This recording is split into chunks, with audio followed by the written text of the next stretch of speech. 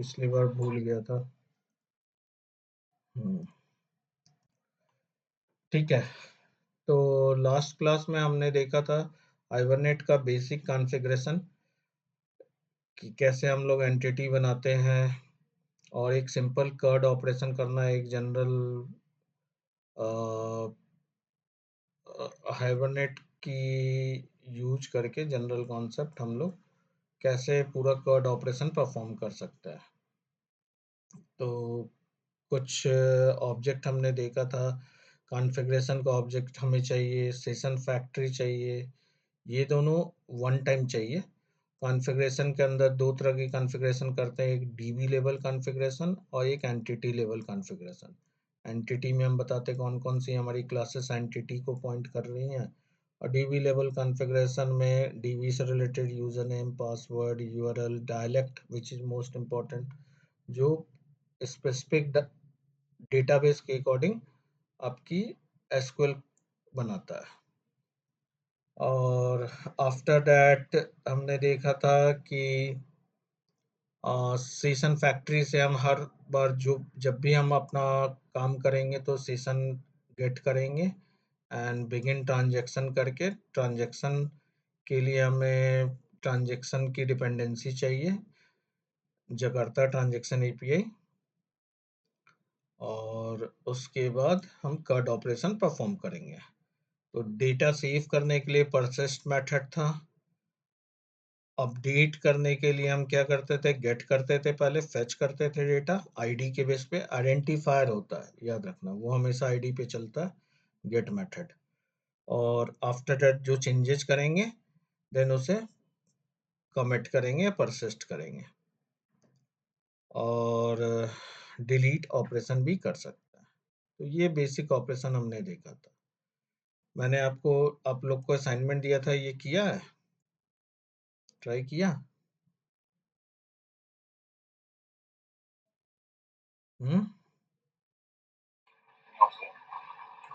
Try करो, क्योंकि 1 bye 1 सब लिंक असाइनमेंट है, और अगर ये छोड़ोगे तो चीज़ें दिक्कत होंगी। तो असाइनमेंट भी करना है, चाहे डेस्कटॉप बेस ही कर लो, लेकिन करो ज़रूर। चलो नेक्स्ट देखते हैं ऑब्जेक्ट। जितने भी ऑब्जेक्ट हमारे बनते हैं, जब हम लोग ऑब्जेक्ट बनाते हैं, जैसे स्टूडेंट का ऑब्जेक्ट बनाते हैं, जो भी एंटिटी हम बनाते हैं, तो इनका कुछ स्टेट होता है। स्टेट क्या होता है, जैसे ट्रांजैक्शन जब सेशन के बीच में, जब सेशन हम ओपन करते हैं और सेशन को क्लोज करते हैं, तो बिफोर ओपनिंग सेशन जो ऑब्जेक्ट हमारा, जैसे मान लो स्टूडेंट में कुछ डेटा रखे हुए हैं, तो वो डेटा बेसिकली हमारा ट्रांजिएंट स्टेट कहा जाता है।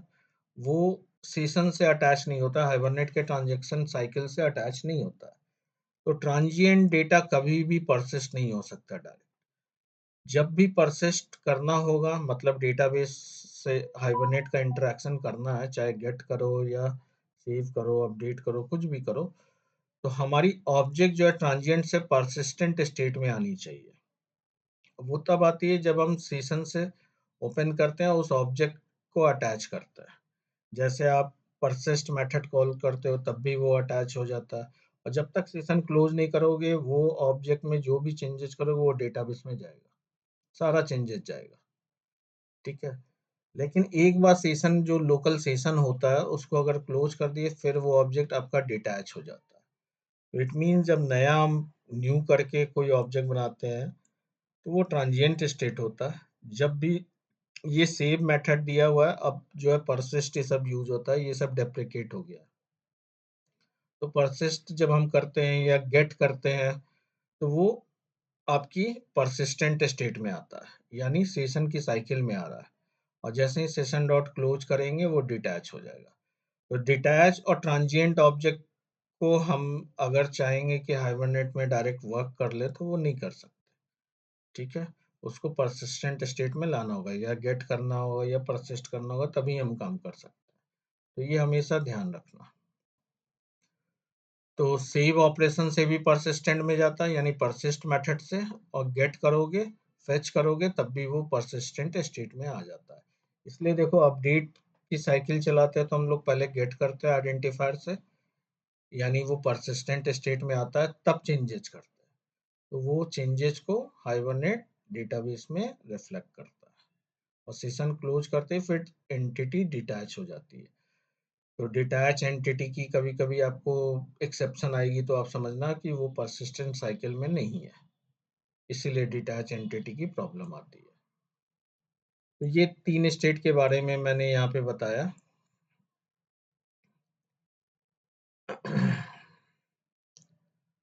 नेक्स्ट आते हैं आईडी। जो हम लोग स्टूडेंट देख रहे थे, स्टूडेंट एंटिटी।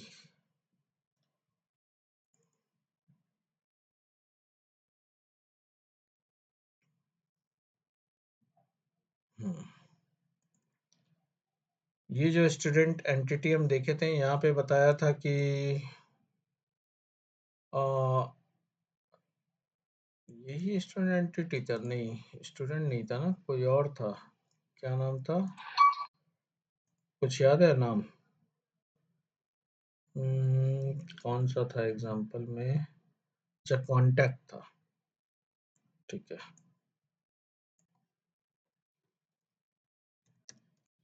कॉन्टैक्ट।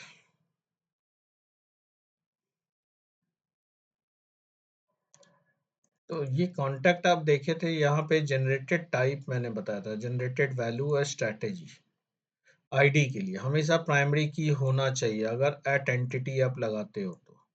ठीक है, तो ये आईडी भी कई टाइप के होते हैं। अगर आप यहाँ पे space bar, control space bar करके देखोगे तो बताएगा। ऑटो आइडेंटिटी, सीक्वेंस, यूयूआईडी, क्लास, ये सारे होते हैं। ठीक है, तो इसी के बारे में समझना है कि क्या होता है। तो बेसिकली एट आईडी जो हमारा काम होता है, ये प्राइमरी की कॉलम कॉन्फ़िगर करता है। प्राइमरी की कॉलम कॉन्फ़िगर करना हर डेटाबेस में अलग-अलग तरह से होता है। जैसे जनरेशन टाइप आइडेंटिटी अगर हम लोग यूज़ कर रहे हैं, जो हमने यूज़ किया जनरेशन टाइप आइडेंटिटी स्ट्रैटेजी को, तो ये सपोर्टेड होता है साइबेस, माइस्क्ल। माइस्क्ल 2 बार हो गया। अच्छा, एमएस सिक्वल सर्वर है ये। ये माइस्क्ल है, ये एमएस सिक्वल सर्वर माइक्रोसॉफ्ट का होता है। डीबी2, हाइपरसोनिक, इन सभी डेटाबेस में सपोर्ट होता है आइडेंटिटी। तो इसमें क्या होता है कि भाई आपकी जैसे माइस्क्ल में है ऑटो नंबर, वो ऑटो नंबर का फीचर इनेबल कर देता है। ऑटो नंबर जो हम लोग करते हैं अगर टेबल क्रिएट करते हैं, तो वो आईडी मेंटेन करने के लिए हम लोग माइस्क्ल में करते हैं। तो आईडी मेंटेन करने के लिए इन सभी डेटाबेस में जो सपोर्टेड चीज़ें होती हैं उसको आइडेंटिटी कॉलम इनेबल कर देता है। और जब भी सेव करेंगे वो रिटर्न वैल्यू हमें मिलती है, जो भी आईडी उसमें सेव होगा। जैसे परसिस्ट में हमने कॉन्टैक्ट के क्लाइंट ऐप में देखा था।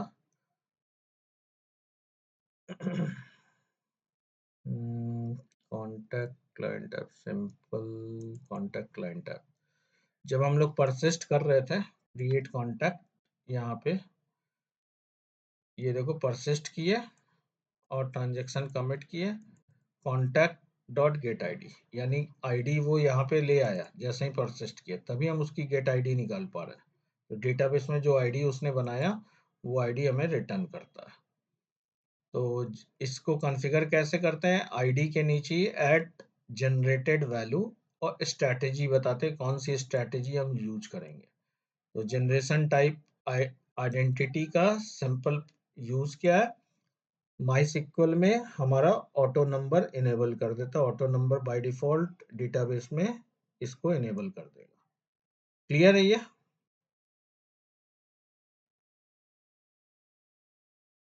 ठीक, ठीक है। दूसरा होता है जनरेशन टाइप सीक्वेंस। ये सीक्वेंस जो होता है Oracle database, SQL server, Postgre, डीबी2, एचएसक्यूएल डीबी, इन डेटाबेस में होता है, माइस्क्ल में नहीं होता। तो ये सीक्वेंस का कॉन्सेप्ट क्या है? बेसिकली हम लोग ओरेकल में सीक्वेंस बनाने का एक तरीका होता है, create sequence, sequence name, start value, increment by, ये सारे हम लोग डेटाबेस जैसे मान लो आप लोग स्टोर प्रोसीजर बनाते हो, फंक्शन बनाते हो माइस्क्ल में, उसी तरह ओरेकल में store procedure, function, trigger, sequence ये सब बनाए जा सकते हैं। तो वहाँ अगर प्राइमरी की ओरेकल में मेंटेन करना है तो वहाँ ऑटो नंबर का कोई फीचर नहीं होता। वहाँ हम सीक्वेंस बनाते हैं, सीक्वेंस का एक नाम देते हैं, वो उसकी इंक्रीमेंट वैल्यू +1 करके होगी या +5 होगी, वो इंक्रीमेंट बाई देते हैं, डिक्रीमेंट बाई भी दे सकते हैं और स्टार्ट विथ इनिशियल वैल्यू भी दे सकते हैं। और उस सीक्वेंस को जब हम लोग टेबल बनाते हैं तो उस सीक्वेंस को रिफर कराते हैं कि इस सीक्वेंस को रिफर करें। तो हम अपनी एंटिटी अगर ओरेकल के साथ मान लो मैपिंग कर रहे हैं तो एंटिटी की मैपिंग कैसे करेंगे? तो एट एंटिटी होगा, जो हमारी आईडी होगी, चाहे गेटर में करो। अच्छा, ये मैपिंग आप गेटर में भी कर सकते हो फील्ड लेवल पे, सेटर में नहीं करते। गेटर और फील्ड मैपिंग तो बेस्ट प्रैक्टिस फील्ड मैपिंग, जब फील्ड आप मैप कर रहे हो तभी करो उस समय। यहाँ पे सीक्वेंस के लिए हम लोग स्ट्रैटेजी सीक्वेंस देते हैं और यहाँ एक सीक्वेंस का नाम देते हैं इंटरनल हाइबरनेट की यूज के लिए। ये सीक्वेंस का नाम हमारा जो ओरेकल में सीक्वेंस का नाम है उससे कोई लेना देना नहीं है। जनरेटर है, ये हमारा अपना इंटरनल सीक्वेंस का नाम हो गया, तो जनरेटेड वैल्यू में ये देंगे। दूसरा एक और एनोटेशन आईडी के साथ, जनरेटेड वैल्यू के साथ एक और एनोटेशन लगाएंगे, सीक्वेंस जनरेटर। यहाँ पे हम लोग ये जनरेटर का नाम फिर से यूज करेंगे कि भाई इस जनरेटर के लिए ये सीक्वेंस जनरेटर यूज कर रहे हैं और यहाँ पे ओरेकल में जिस नाम का सीक्वेंस आप बनाए होगे वो सीक्वेंस का नाम यहाँ देना होगा, तब जाके मैप होता है। तो ये मैं आपको प्रैक्टिकल करके नहीं दिखा सकता क्योंकि ओरेकल डेटाबेस के साथ कम्प्लीटली है, लेकिन इसका यूजेस इसी तरह हम लोग करते हैं। कभी इन फ्यूचर ओरेकल डेटाबेस के साथ यूज करना हुआ आपको, तो आप सीक्वेंस पहले क्रिएट करोगे अलग से डेटाबेस साइड में और उस सीक्वेंस का नाम यहाँ पे दोगे। क्लियर है ये?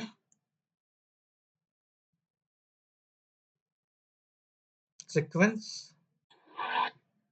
Yes sir. ठीक है। तीसरा टाइप होता है टेबल। टेबल को हम लोग यूज कर सकते हैं माइस्क्ल में भी। और इसमें करते क्या है, बेसिकली ये प्राइमरी की के लिए एक अलग टेबल ही बना देता है, अलग टेबल बना देता है, उसमें की और वैल्यू रखता है कि भाई आपकी क्या प्राइमरी की कौन सी होगी, वैल्यू क्या होगी, नेक्स्ट वैल्यू। तो हम क्या करते हैं, दूसरी जब भी प्राइमरी की जनरेट करते हैं तो इस टेबल को रिफर करते हैं, मतलब हाइबरनेट को बोलते हैं कि ये दूसरी टेबल को रिफर करो, उसमें जो नेक्स्ट नेक्स्ट वैल्यू आ रही है उसको एज ए प्राइमरी की ट्रीट करो। मतलब एक थर्ड मेन टेबल, हम जैसे मान लो कॉन्टैक्ट पे काम कर रहा है, लेकिन हम एक एक्स्ट्रा टेबल बनाएंगे जहाँ पे हम प्राइमरी की के नेक्स्ट वैल्यू जरूर रखेंगे कि क्या नेक्स्ट वैल्यू होगी। तो हमेशा ये स्लो होगा, ये मान के चलो, क्योंकि जब भी प्राइमरी की बनाना होगा पहले गेट करेंगे दूसरी टेबल से डेटा, गेट करके निकालेंगे कि कौन सी वैल्यू है, उसके बाद उस वैल्यू को हम लोग टेबल जो आईडी के साथ देंगे जब भी इसकी परसिस्ट होगी डेटा। इसका एग्जांपल देखते हैं इसको कैसे करते हैं। एक स्टूडेंट करके मैंने बनाया मॉडल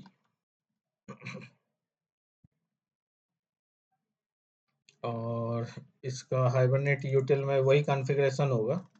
हाइबरनेट यूटिल में तो सारे एंटिटी का कॉन्फ़िगरेशन करेंगे, तो अब एक बार दिखा दे रहा हूँ, बाकी नेक्स्ट टाइम से ध्यान रखना कि यहाँ हम लोग कॉन्फ़िगरेशन ज़रूर ऐड करेंगे ये सारे एंटिटी का, ठीक है, तभी काम करेगा। और तीसरा इसका क्लाइंट एप्लीकेशन।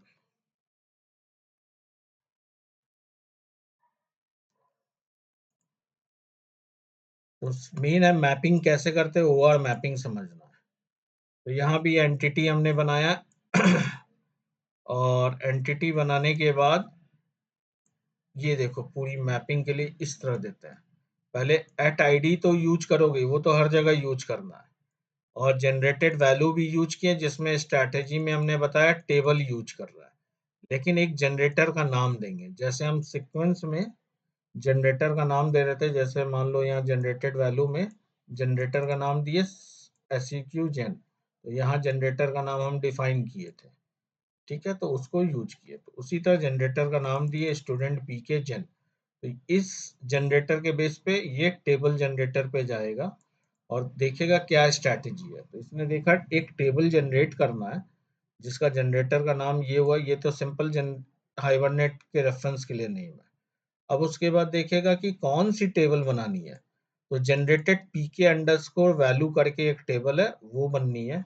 एक मिनट माइस्क्ल भी ओपन कर लूं।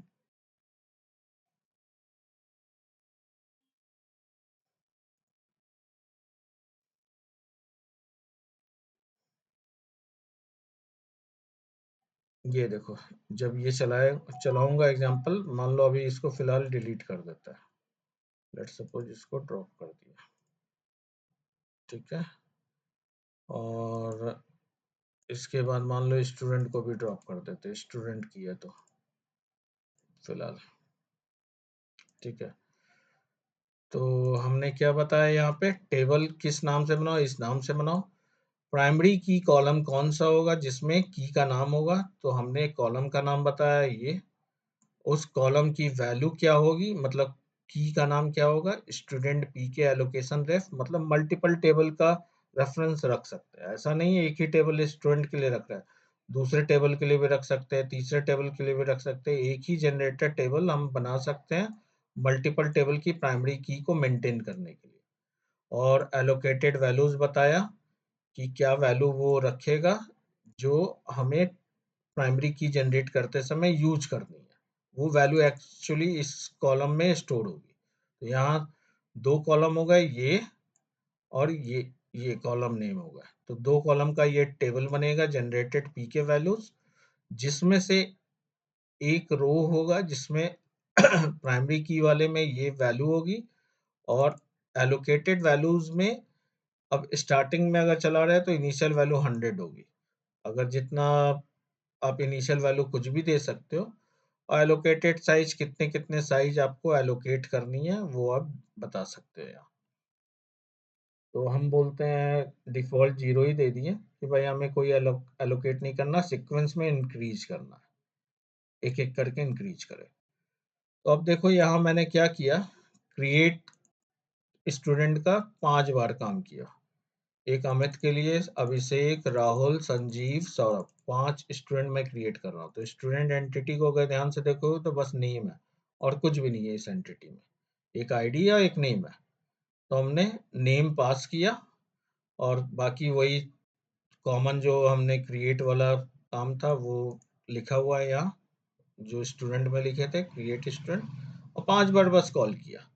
तो बेसिकली ये एग्जांपल देखना चाहते हैं कि ये ऑटो नंबर नहीं बनाएगा, तो बिना ऑटो नंबर के एक थर्ड टेबल यूज करके बना सकता है। तो ये स्ट्रैटेजी बेनिफिशियल तब होती है जब आप चाहते हो कि माई सिक्वल की जगह किसी और डेटाबेस में फ्यूचर में अगर शिफ्ट कर रहे हो, तो ये स्ट्रैटेजी सारे डेटाबेस में सपोर्ट होगी, क्योंकि थर्ड टेबल एक एक्स्ट्रा टेबल बनाता है।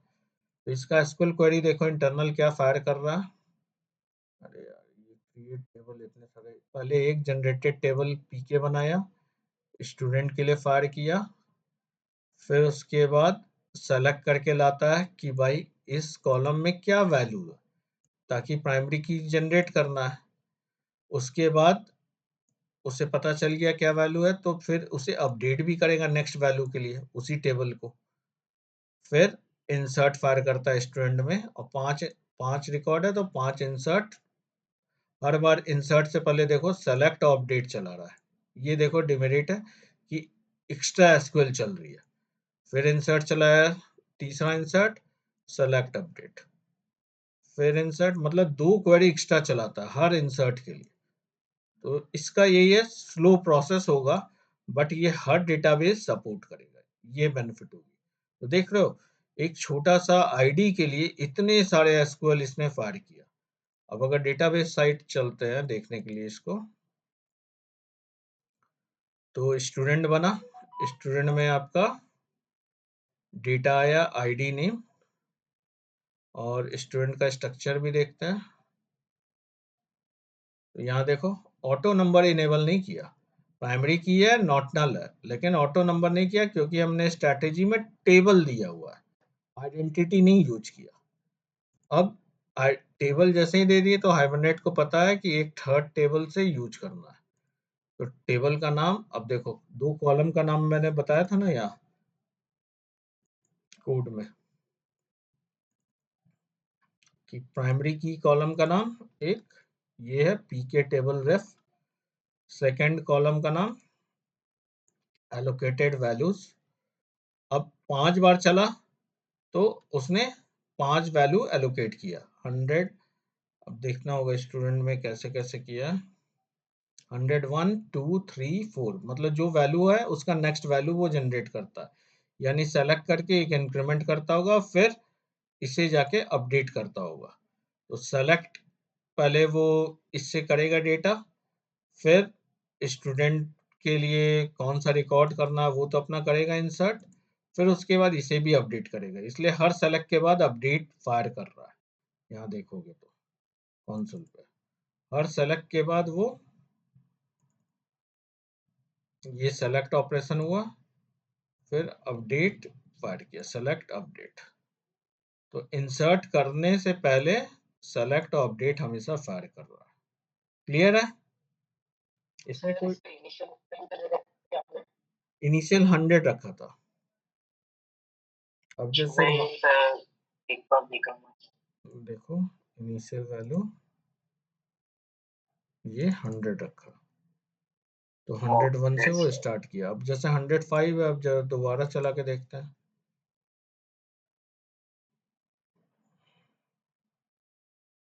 तो आई थिंक 106 से 110 तक ले जाएगा। आंसर अगर नहीं देते हैं तो फिर ये तब डिफॉल्ट ही ले लेगा ना? डिफॉल्ट लेता है 0 से या 50 से कुछ लेता होगा डिफॉल्ट वैल्यू। देखो यहाँ 100 लाया और स्टूडेंट में ये 10 रिकॉर्ड देख रहे हो। तो आईडी मेंटेन करने के लिए अब इसमें देखो इस टेबल में आपने स्टूडेंट के लिए एक रख लिया, कल को कांटेक्ट के लिए भी रख लो, और भी रिकॉर्ड रख सकते हो ना, मल्टीपल जितना चाहो उतना रख सकते हो, और मैपिंग इसी तरह करोगे सबका। ठीक है, तो इसका डिसएडवांटेज बस यही है, ये स्लो प्रोसेस, एक्स्ट्रा 2 एसक्यूएल मार रहा है ना, 2 एसक्यूएल मारना मतलब 2 डीबी ट्रांजेक्शन करना है कि नहीं। ठीक है, तो लेकिन इसका प्लस पॉइंट क्या है कि ये हर डेटाबेस को सपोर्ट करेगा। कल को आप माइस्क्ल से हट के किसी और में जाओगे डेटाबेस लेके तो वहां भी सपोर्ट रहेगा। ठीक है, ये बेनिफिट होता है। तो बस स्ट्रैटेजी इसलिए जानना चाहिए कि टेबल टाइप की स्ट्रैटेजी भी होती है। ठीक है, तो 3 स्ट्रैटेजी हमने देखा, आइडेंटिटी, सीक्वेंस, सीक्वेंस जो है वो डेटाबेस का ऑरेकल का सीक्वेंस के हिसाब से वो चलेगा वहाँ कंप्लीटली, और टेबल। ऑटो में जो भी डेटाबेस आप यूज कर रहे होगे उसका जो भी ऑटोमेटिक सर्विस प्रोवाइड करता है, जैसे माइस्क्ल में ऑटो नंबर, तो बाय डिफॉल्ट वो ऑटो नंबर को इनेबल करेगा, या किसी और डेटाबेस में जो भी डिफॉल्ट स्ट्रैटेजी होगी उसको यूज करेगा। तो मेरे ख्याल से माइस्क्ल कुछ और प्राइमरी की करता है, ऑटो नंबर भी नहीं करता, सिर्फ प्राइमरी की कर देता है, तो इसलिए ऑटो यूज नहीं करता है यहाँ माइस्क्ल में, क्योंकि वो प्राइमरी की और नॉट नल करके कर देता है। ऑटो नंबर तो हम लोग ऑप्शनल है ना, वो तो हम लोग अपने से लगाते हैं। तो इसीलिए माई सिक्वल से रिलेटेड जब भी आप लोग एचएमएस में भी करोगे तो हमेशा आइडेंटिटी करोगे। क्लियर है? क्लियर है ना? ठीक है, तो ये सब चीज सीख रहे हो तो उसको प्रोजेक्ट में अप्लाई भी करना। नेक्स्ट आते हैं हाइबरनेट एसोसिएशंस। ये मोस्ट इंपॉर्टेंट टॉपिक है, आपकी पूरी ओवर मैपिंग का सबसे इंपॉर्टेंट टॉपिक यही है। अगर देखोगे पूरा हाइबरनेट, तो इसको कोशिश करो अच्छे से समझने की, प्लस इससे रिलेटेड जो मैंने प्रैक्टिस सेशन दिया है उसको कई बार करो, ताकि आपकी एचएमएस में भी काम आएगी, क्योंकि अगर ये मैपिंग सही से नहीं हुई तो पूरी रिजल्ट बिगड़ जाएगी। ठीक है, तो देखो हाइबरनेट एसोसिएशन ये बोलता है डेटा के बीच में आखिर रिलेशनशिप कितने टाइप का होता है। तो जो डेटा पेरेंट और चाइल्ड का रिलेशनशिप होता है वो 3 तरह का होता है, one to one, one to many, और या फिर मेनी टू मेनी, यही 3 सिनेरियो आता है। तो ये 3 सिनेरियो जब भी आप एंटिटीज़ डिफाइन करोगे, जैसे मान लो एचएमएस में आप डिफाइन कर रहे हो हॉस्पिटल और पेशेंट के बीच में, लेट्स सपोज, तो या हाँ, हॉस्पिटल पेशेंट, तो क्या होगा, एक हॉस्पिटल में मल्टीपल पेशेंट, एक ही हॉस्पिटल के लिए बना रहे हो। अगर पेशेंट डॉक्टर के बीच में रिलेशनशिप डिफाइन करोगे, तो वहाँ एक पेशेंट जो है मल्टीपल डॉक्टर को दिखा सकता है, वन टू मेनी हो गया। और वन डॉक्टर जो मेनी बहुत सारे पेशेंट को देख सकता है। मतलब ऐसा भी हो सकता है ना, हम चाहते हो डेटा यूआई पे कि भाई ये पेशेंट किस किस डॉक्टर को दिखाया, ऐसा डिस्प्ले करो रिपोर्ट, या फिर इस डॉक्टर ने किस किस पेशेंट को देखा। तो वहां पे क्या आ गया, many to many, one to many नहीं हुआ, दोनों तरफ मेनी का रिलेशन है, मेनी टू मेनी। तो ये हमें एंटिटी को देख के समझना होगा उन दोनों के बीच में रिलेशनशिप कैसा है, और तभी उस टाइप के रिलेशनशिप हमें लगानी होगी। ठीक है, जैसे for example one two one association होता है। जैसे मैं एक एग्जांपल लिया हूं यहाँ पे, कस्टमर और शिपिंग एड्रेस। लेट सपोज मैं बोलता हूँ कि ऐसा ई कॉमर्स साइट बना रहा हूँ जिसमें वन शिपिंग एड्रेस हमेशा इनेबल रहेगा। ठीक है, और एक कस्टमर का एक ही शिपिंग एड्रेस होगा। मेरे सिस्टम का मान लो यही रिक्वायरमेंट है। हो सकता है आप बोल सकते हो एक कस्टमर का मल्टीपल एड्रेस हो सकता है सर, तो वन टू मेनी वहां जाएंगे, वहां वन टू वन में नहीं जाएंगे। लेकिन अभी सिनेरियो ऐसा रख रहा हूँ कि एक कस्टमर का एक ही शिपिंग एड्रेस, एक स्टूडेंट का एक ही एड्रेस, लेट सपोज। ठीक है, एक एम्प्लॉय का एक ही एड्रेस है। तो दो अलग अलग एंटिटी है, एड्रेस अलग एंटिटी है, स्टूडेंट अलग एंटिटी है। इन दोनों का टेबल्स भी अलग बनेगा। तो इन दोनों के बीच में रिलेशनशिप कैसे बनाओगे, जेपीए में, हाइबरनेट में रिलेशनशिप बनाना होगा। तो रिलेशनशिप बनाने के लिए दो तरह का स्ट्रैटेजी यहाँ यूज होता है। हो सकता है, अब इसका एग्जांपल लेके चलता हूँ, कस्टमर और शिपिंग एड्रेस। आप चाहते हो कि कस्टमर का डेटा यूआई पे दिखाना अलोंग विद शिपिंग एड्रेस, मतलब कस्टमर के साथ साथ शिपिंग एड्रेस भी दिखाना चाहते हो, उसका एक रिलेशनशिप है। तो कस्टमर फेच किए तो आप चाहते हो शिपिंग एड्रेस भी साथ में आ जाए। तो ये पेरेंट, इसमें हम कस्टमर को मान रहे हैं, इसको चाइल्ड मानते हैं, लेट सपोज। ठीक है, तो हमारी स्ट्रैटेजी पे डिपेंड करता है कि हम किस तरह से रखना चाहते हैं, कि कस्टमर में एड्रेस का आईडी रखें या एड्रेस में कस्टमर की आईडी रखें। तो मैंने यहाँ स्ट्रैटेजी डिफाइन की है कि कस्टमर में जब हम बना रहे हैं, एड्रेस का पूरा एक टेबल बना लिए, और कस्टमर में इसकी एड्रेस की आईडी होगी। तो एड्रेस अंडरस्कोर आईडी करके एक फील्ड हम कस्टमर में रखेंगे। जैसे लेट सपोज ये कस्टमर का रिकॉर्ड है। ठीक है, कस्टमर की आईडी, कस्टमर का ईमेल, कस्टमर का नेम, और एक कॉलम एज ए फॉरेन की के जैसा रख रहे हैं कि भाई एड्रेस अंडरस्कोर आईडी, जो एड्रेस की जो भी आईडी होगी वो यहाँ रखेंगे, ताकि कस्टमर के बेस पे हम एड्रेस तक पहुंच सके यहाँ से। ठीक है, तो ओनिंग टेबल जो मेन प्राइमरी टेबल है, उसमें हम लोग एक्स्ट्रा कॉलम ऐड कर रहे हैं। तो आपके ऊपर है, यहाँ स्ट्रैटेजी कंप्लीट आप डिसाइड करोगे। कुछ लोग बोलते हैं सर मैं शिपिंग एड्रेस में कस्टमर आईडी रखूंगा, यहाँ नहीं रखूंगा। तो ठीक है, आप उसमें रखो, ओनिंग टेबल उसको मानो, कोई दिक्कत नहीं। तो उसी के हिसाब से मैपिंग चेंज हो जाएगी, जो आप डिसाइड कर लोगे वो उसी तरह डिसीजन लेना होगा। प्लस दूसरी चीज हमें यहाँ ध्यान रखनी है कि हमारी रिक्वायरमेंट क्या है डेटा फेच करने की, फ्यूचर में जो रिक्वायरमेंट आएगी। तो कुछ सिस्टम बोलता है कि कस्टमर के साथ साथ शिपिंग एड्रेस दिखाओ, मतलब हम कस्टमर सर्च करेंगे और उसका शिपिंग एड्रेस दिखना चाहिए, यानी प्राइमरी टू चाइल्ड जा रहा है, और सिर्फ यही एक डायरेक्शन में जाना है। तो इसको यूनी डायरेक्शनल मैपिंग कहते हैं। वन डायरेक्शन में कस्टमर टू शिपिंग एड्रेस जा रहा है, सिर्फ यही चाहिए मुझे हमेशा अपने प्रोजेक्ट में। तो this is unidirectional mapping. ठीक है, लेकिन आप बोलते हो कि नहीं भाई, हम एड्रेस के बेस पे कस्टमर को भी फाइंड कर सके, ऐसा भी हम कुछ यूआई में बनाना चाहते हैं। यानी शिपिंग एड्रेस सर्च कर रहा है, एड्रेस दे रहा है, और कस्टमर उस एड्रेस, कौन से कस्टमर उस एड्रेस को बिलोंग करता है वो हम फाइंड करना चाहते हैं। यानी शिपिंग एड्रेस से कस्टमर की ओर आना चाहते हैं। तो बाई डायरेक्शनल वर्क करना चाहते हैं। यानी customer to shipping address to customer, दोनों तरह का काम हम अपने यूआई में, हमारी रिक्वायरमेंट है डालना। तब वहाँ बाई डायरेक्शनल मैपिंग होगा, और आपकी रिक्वायरमेंट है पूरे प्रोजेक्ट में कि वन वे ही जाना हमेशा, सेकंड वे नहीं आना, तो यूनी डायरेक्शनल मैपिंग करोगे। इतना चीज समझ में आया? यूनी डायरेक्शनल या बाई डायरेक्शनल क्या होता है? Yes sir. ठीक है, और वन टू वन मैपिंग का ये सिनेरियो है। तो इसकी ओवर मैपिंग कैसे होगी अगर ऐसा करते? तो सबसे पहले इसमें आपको डिसाइड करना, ओनिंग टेबल कौन होगा, प्राइमरी टेबल ओनर कौन होगा इसमें। तो हम कस्टमर को माने, आपकी मर्जी। देखो, वन वन रिकॉर्ड है तो आप शिपिंग एड्रेस को भी मान सकते हो, तो वैसे ही मैपिंग हो जाएगा, चेंज हो जाएगा। तो जनरली हम लोग का एक कन्वेंशन होता है, सेंस होता है कि कस्टमर को हम मानते हैं, तो कस्टमर को मैंने माना। और दूसरा डिसीजन भी लिया, ओनिंग टेबल में ही हमेशा हम रेफरेंस की रखेंगे शिपिंग एड्रेस का, ये भी हमने डिसाइड कर लिया। तो जब इसकी एंटिटी बनाते हो, कस्टमर की एंटिटी बनाओगे, तो उसमें शिपिंग एड्रेस की भी एंटिटी बनेगी, दो एंटिटी बनेगी। तो शिपिंग एड्रेस का एक फील्ड जरूर होगा कस्टमर में, तो कस्टमर में इस तरह डालेंगे, प्राइवेट शिपिंग एड्रेस एड्रेस।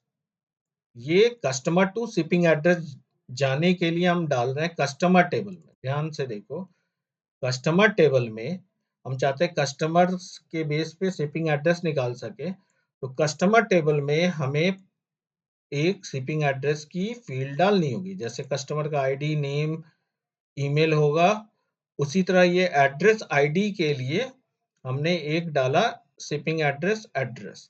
अब ये एड्रेस आईडी कैसे आएगा?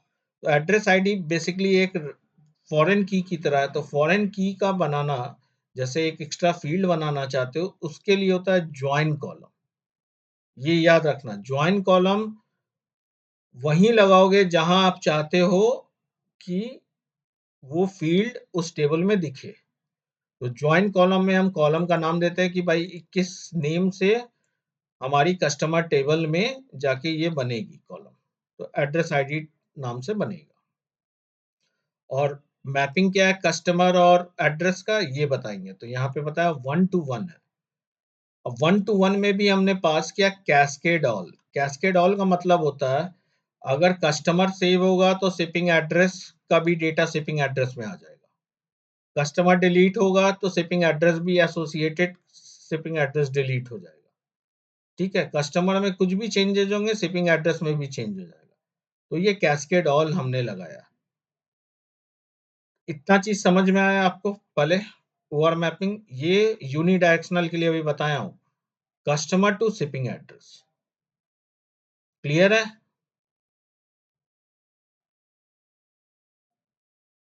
क्लियर है? Yes sir. ठीक। Yes sir. ठीक। अब अगर आप बाई डायरेक्शनल आना चाहते हो, तो बाई डायरेक्शनल के लिए चाइल्ड एंटिटी जो है शिपिंग एड्रेस, अगर चाहते हो बाई डायरेक्शनल, तब के लिए जाओ वहां पे वन टू वन, या वहां पे भी शिपिंग एड्रेस में कस्टमर का फील्ड बनाओ और वन टू वन डिफाइन करो, वन टू वन है। और मैप्ड बाई जरूर दो, mapped by address. Mapped by address मतलब ये वाला एड्रेस जो कस्टमर टेबल में हमने फील्ड का नाम रखा ना एड्रेस, वो रखते हैं मैप्ड बाई में। और इस मैप्ड बाई का मतलब क्या होता है? इसका मतलब ये होता है, हम हाइबरनेट जो है डेटाबेस को बोल रहा है कि फॉरेन की कभी भी इसमें मत बनाओ, शिपिंग एड्रेस में मत बनाओ, ये हमेशा कस्टमर को रिफर करेगा। फॉरेन की जो है हम ज्वाइन कॉलम कस्टमर में बना दिए, और यहाँ पे हम नहीं बना रहे। तो मैप्ड बाई एट्रीब्यूट जेपीए का क्या करता है, रिलेशनशिप इज नॉट ओनर, पहले तो ये ओनर नहीं है, ये बता देता है मैप्ड बाई। दूसरा, by specifying mapped by address, GPA understand that relationship is controlled by address field in customer entity. Address field का complete relationship customer के through manage होगा। When you specify mapped by, JPA knows it should not create a foreign key column. Foreign की column एक अलग से नहीं बनाएंगे, बस शिपिंग एड्रेस में हमें अगर दो फील्ड रखना है या तीन फील्ड रखना है, वही फील्ड रखेंगे, और कोई कस्टमर आईडी का फील्ड नहीं जाएगा। ये हमने फील्ड बना दिया बाई डायरेक्शनल के लिए, ताकि शिपिंग एड्रेस से अगर कस्टमर जाना है तब के लिए, अगर आपको नहीं जाना तो ये ऑप्शनल है, फिर बोल रहा हूँ this is optional part.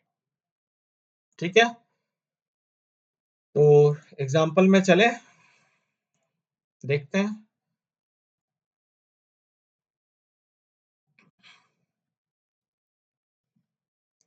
Customer model,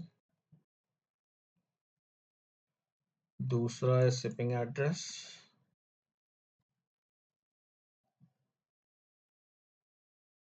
और तीसरा है 121।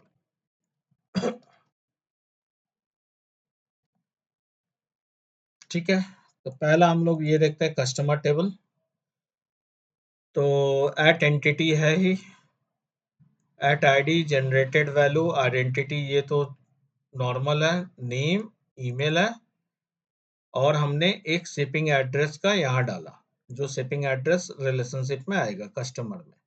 और हमने बताया किस नाम का कॉलम बनेगा, address underscore ID. Cascade all से हम बता रहे हैं कि क्या चीजें वो कैस्केड में यानी चाइल्ड में भी परफॉर्म करेगा।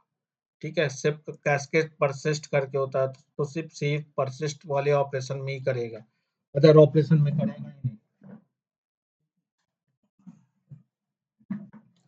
अब इसके बाद शिपिंग एड्रेस में चलते हैं। शिपिंग एड्रेस में भी एंटिटी है, ये भी अपना एंटिटी है। और देखो इसमें नाम हमने टेबल का नाम, यहाँ कस्टमर में टेबल का नाम नहीं दिया तो database site by default customer नाम से बना देगा। शिपिंग एड्रेस में जावा का कन्वेंशन है कैमल केस, लेकिन डेटाबेस का कन्वेंशन होता है अंडरस्कोर। तो हमने बोला डेटाबेस के साइड इस नाम से बनाओ टेबल। बाकी यहाँ पे एड्रेस की भी अपनी आईडी होगी, सिटी, स्टेट, कंट्री, और ये पार्ट ऑप्शनल है। तो इस पार्ट को पहले यूनिडायरेक्शनली हम करते हैं। ये पार्ट ऑप्शनल किया, जैसे ही ऑप्शनल किया, ये क्लाइंट प्रोग्राम है, क्लाइंट प्रोग्राम है फेच स्ट्रैटेजी में कस्टमर, हाँ ये देखो मैंने हाइड किया हुआ है। ये अगर एड्रेस पे कस्टमर फेच करना चाहोगे तो होगा ही नहीं, क्योंकि यहाँ कोई कस्टमर का एंटिटी नहीं है। तो हम इसको फिर अभी फिलहाल बंद करके रख रहे हैं, ये एड्रेस से हम कस्टमर नहीं निकाल पाएंगे। तो ये दोनों मैपिंग समझ में आई, कोई कंफ्यूजन है तो पूछो 1 to 1 में।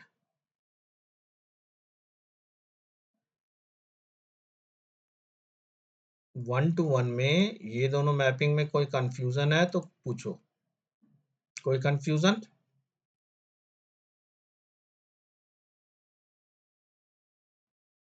कहाँ चले गए सब? नहीं है सर। तो क्या हुआ, नींद आ रही है क्या? तो सर कोड देख रहे हैं। अच्छा, तो क्या समझ में नहीं आ रहा है या कुछ पूछना है तो पूछो, या चला के अभी दिखाऊं? चलो चला के दिखाता हूँ फिलहाल। चलो एक बता रहा हूँ, एक शिपिंग एड्रेस मैंने ये बनाया सिंपल, एक कस्टमर बनाया अमित के नाम का, जिसमें एड्रेस सेट किया ऊपर जो एड्रेस बनाया था। ठीक है, बिगिन ट्रांजेक्शन किया, परसिस्ट किया कस्टमर, देखो सिर्फ कस्टमर को परसिस्ट कर रहा है, हमने कैस्केड ऑल दिया हुआ है तो ये अपने आप शिपिंग एड्रेस को भी परसिस्ट मारेगा। और उसके बाद फेच क्या किया, सेशन डॉट गेट कस्टमर दिया और आईडी दिया, कस्टमर की जो आईडी है आइडेंटिफायर। तो ये कस्टमर फेच किया, लेकिन इसके साथ कस्टमर भी आएगा और उसका एड्रेस भी आएगा। 1 to 1 है, तो 1 to 1 में सोचो अभी तो दो टेबल में रिलेशनशिप है। ऐसा हो सकता है ना, डॉक्टर में है, नर्स में है, पेशेंट में है, आपकी रूम में है, बेड में है, बहुत सारे एंटिटी बनेंगे। तो वो सब में रिलेशनशिप आपको डिफाइन करना है, सोचना है। तो अगर प्रॉपर रिलेशनशिप होगा, 1 to 1 वाली जितनी रिलेशनशिप होती है एक बार में डेटा फेच होके आ जाता है, वन गो में ये हाइबरनेट करता है। और यहाँ पे हम अलग से शिपिंग एड्रेस को भी उठा सकते हैं। आप बोलते हो सिर्फ सर शिपिंग एड्रेस चाहिए, तो शिपिंग एड्रेस भी उठा सकते हो, लेकिन इस शिपिंग एड्रेस के साथ कस्टमर कभी आ ही नहीं पाएगा, क्योंकि उसमें कस्टमर का ऑब्जेक्ट नहीं है। तो मैं क्या करता हूँ, कस्टमर और शिपिंग एड्रेस इन दोनों टेबल को डिलीट करता हूँ, ड्रॉप नाउ लेट सपोज, और इस प्रोग्राम को चलाता हूँ।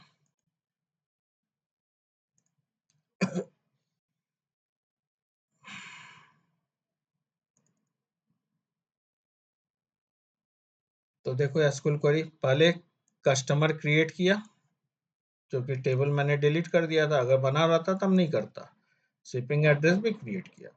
अब फॉरेन की बना रहा है, देखो कस्टमर में जाके एक फॉरेन की बनाया शिपिंग एड्रेस के लिए, और अल्टर किया, ये कंस्टेंट लगा दिया, यूनिक एड्रेस, एड्रेस आईडी भी यूनिक हो उसमें, ये लगाया कंस्टेंट, और कस्टमर टेबल में ये फॉरेन की और यूनिक का 3-3 क्वेरी फायर किया है। और फिर जितने हम लोग इंसर्ट ये सब कर रहे हैं वो कर रहा है। इंसर्ट पहले शिपिंग एड्रेस में किया, फिर कस्टमर में किया, जबकि हमने यहाँ पे क्या किया था, सिर्फ परसिस्ट कस्टमर को किया। लेकिन वो इंटरनल पहले शिपिंग एड्रेस, उसे पता है चाइल्ड को पहले सेव करो, फिर कस्टमर में सेव किया उसकी आईडी के बेस पे। और जब हमने फेच स्ट्रैटेजी दिया कि मुझे कस्टमर गेट करना है यहाँ पे, तो उसके लिए उसने क्या किया, सेलेक्ट क्वेरी ज्वाइन ऑपरेशन करके, देखो हमारा खुद ही ज्वाइन लगा है, लेफ्ट ज्वाइन, सेलेक्ट किया आईडी दोनों की, कस्टमर की आईडी, एड्रेस की आईडी, एड्रेस का सिटी, एड्रेस का कंट्री, एड्रेस का स्टेट, कस्टमर का ईमेल, कस्टमर का name, from customer, left join shipping address, और ऑन वो किस आईडी पे लगाना है, तो ये पूरा ज्वाइन खुद लिखा उसने, और ज्वाइन करके पूरा वन गो में। हाँ बोलो। सर इसको लेफ्ट ज्वाइन कैसे अपन ने डिफाइन किया कि ये लेफ्ट ज्वाइन यूज कर रहा है? ये लेफ्ट ज्वाइन का ही सिनेरियो है, हम डिफाइन नहीं कर रहे ओ, हैं। ये जो स्ट्रैटेजी बना रहे हैं ये लेफ्ट ज्वाइन का है, ठीक है। तो ज्वाइन में भी वो अपने से डिसाइड करता है कि लेफ्ट ज्वाइन होगा, राइट ज्वाइन होगा, तो मैपिंग का अपना देता है। हाँ ये है जो अभी मैपिंग दिखाया है, ये लेफ्ट ज्वाइन के लिए बनाता है, ठीक है। तो राइट ज्वाइन का देखना होगा, अगर राइट ज्वाइन ये सब करना है तो उसका देखना होगा कि कैसे मैपिंग करता है, मैपिंग चेंज होगा उसके लिए। तो बेसिकली लेफ्ट ज्वाइन प्रीफर्ड वे माना जाता है, इसलिए मैं आपको लेफ्ट ज्वाइन से ही कंप्लीट सारा एग्जांपल दिखा रहा हूँ, सारी चीजें, ठीक है। तो यहाँ पे कस्टमर की आईडी के बेस पे किया है, और फिर उसके बाद आपकी जो फेच होके आई सारा डेटा आ गया। अब नेक्स्ट जो है एड्रेस भी उसका डिस्प्ले हो गया। इसके बाद अब हम जो नेक्स्ट नीचे कर रहे हैं session dot gate shipping address, तो इसके लिए वो सिंपल एक क्वेरी मारा शिपिंग एड्रेस, यहाँ ज्वाइन नहीं लगाया उसने, ठीक है। तो यही चीज अगर डेटाबेस साइट जाके देखोगे तो कस्टमर में आईडी नेम एड्रेस ये है, और शिपिंग एड्रेस ये क्रिएट किया, तो इसी आईडी को उसने कस्टमर साइड में रख दिया, और फॉरेन की भी बनाया होगा कस्टमर का।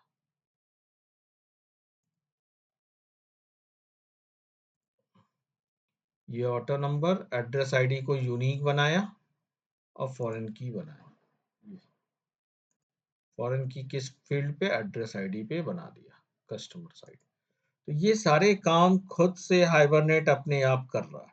तो मैपिंग 1-to-1 में, अब ये ध्यान देना, ये 1-to-1 में जैसे हम बोले कि कस्टमर को फेच करते हैं तो एड्रेस भी आ जाता है, बाय डिफॉल्ट फेच स्ट्रैटेजी भी एक होती है इसमें, और वो होती है ईगर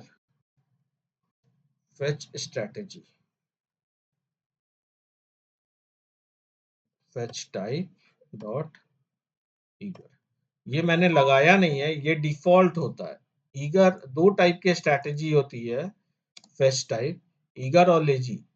अगर लेजी कर देंगे तो कस्टमर गेट करोगे तो एड्रेस नहीं आएगा, एड्रेस के लिए फिर अलग से जब उसकी कोई वैल्यू गेट करेंगे एड्रेस की, तब उस समय सेलेक्ट क्वेरी वेयर करके लगाएगा और वो लेके आएगा। तो लेजी में ये होता है, ईगर में होता है एक साथ जितने रिलेशनशिप हैं, हो सकता है कस्टमर का शिपिंग एड्रेस का किसी और, उसका किसी और, तो पूरी 1-to-1 अगर की हो तो कस्टमर गेट करोगे सारे अप टू 4th लेवल तक सारा डेटा आ जाएगा वन गो में, ठीक है। तो ये फेच स्ट्रैटेजी डिफॉल्ट होती है 1-to-1 में, हमेशा ईगर होती है। ईगर मतलब सारी की सारी डेटा आएगी। तो ये पॉइंट से लगाना।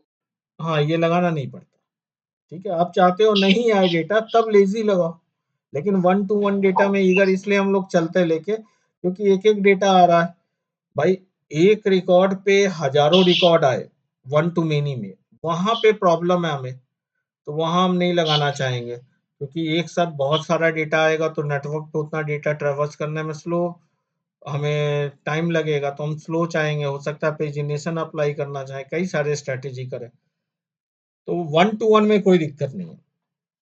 1 टू मेनी जब होता है तो बाय डिफ़ॉल्ट लेज़ी हो जाता है। वहाँ भी फेच स्ट्रैटेजी डिफाइन करने की ज़रूरत नहीं है, क्योंकि हाइबरनेट उसको लेज़ी बना देता है और कभी ईगर करना नहीं चाहिए। ठीक है? तो ये तो हमने यूनिडायरेक्शनल देखा। इसी को अगर बाई डायरेक्शनल करना चाहेंगे तो सिंपल यहाँ पे हमने इनेबल कर दिया।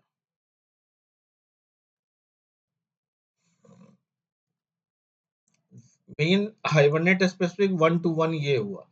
ये असल में एक लगाते हैं लॉम्बॉक और हाइबरनेट।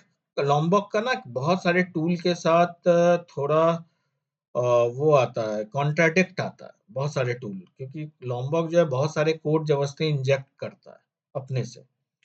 तो होता क्या है, टू स्ट्रिंग इसमें भी बना देता है, टू स्ट्रिंग इसमें भी बनाता है। जब हम ये फेच ये सब लगाते हैं कस्टमर और ये, तो बाय डिफ़ॉल्ट इस मेन बात है 1 टू मेनी है, 1 टू 1 है। तो फेच कस्टमर को भी करेगा, फिर एड्रेस में भी जाएगा, एड्रेस को भी फेच करता है, फिर एड्रेस कस्टमर को, तो इनफाइनाइट लूप में फँस जाता है, टू स्ट्रिंग लगाने की वजह से। इसीलिए यहाँ लॉम्बॉक का लिखा हूँ कि टू स्ट्रिंग हटाओ, नहीं तो फिर ये स्ट्रैटेजी हाइबरनेट के साथ दिक्कत करती है। तो ये आप लोग जब काम करोगे तो लॉम्बॉक के साथ ये थोड़ा प्रॉब्लम आता है। तो उसमें थोड़ा R&D करोगे पता चलेगा, हैश कोड इक्वल और टू स्ट्रिंग इन्हीं मेथड्स में आता है, तो उसको फिर एक्सक्लूड करके चलते हैं। 1 to many, many to many, इन सभी में एक्सक्लूड करके चलते हैं हमेशा, ताकि वो इनफाइनाइट लूप में पता चला हाइबरनेट इंटरनली इनफाइनाइट लूप में फंस गया तो चला ही नहीं, आ जाएगा आउट ऑफ मेमोरी एरर आ जाएगा तुरंत। तुरंत आपकी इसको हटाओ, इसके साथ चलाओ, तो मुझे लगता है वो आ जाएगा।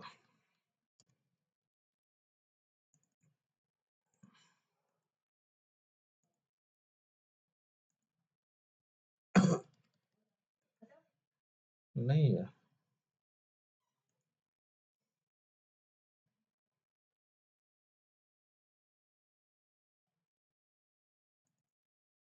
ये देखो फंस गया ना। अब ये एरर से क्या समझोगे, स्टैक ओवरफ्लो आ गया ना, स्टैक एरिया पूरा डंप हो गया।